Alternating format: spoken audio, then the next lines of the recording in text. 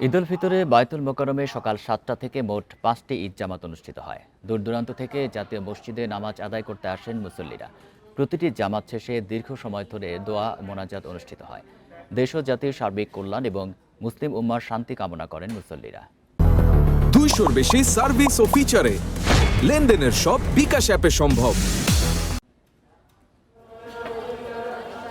ঈদ মানে উৎসব, ঈদ মানে পারস্পরিক সম্প্রীতি রক্ষার মাধ্যম।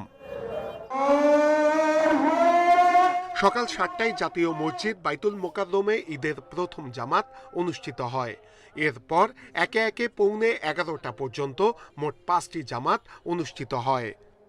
জাতীয় মসজিদে আমরা এসেছি আমার মেয়ে সহকারে ঈদের নামাজ আদায় করার জন্য। এখানে হাজার হাজার মুসল্লি একসাথে আমরা নামাজ আদায় করি, খুবই ভালো লাগে। আজকে নামাজ পড়ে খুবই আনন্দ অনুভব করছি এবং খুব ভালো লাগছে।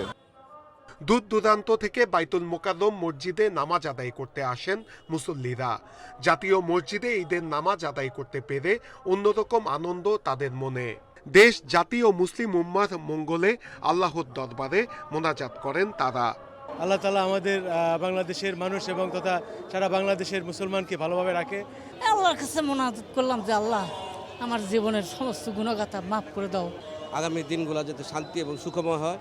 বাবার হাত ধরে শিশুরাও আসে জাতীয় মসজিদে ঈদের নামাজ আদায় করতে।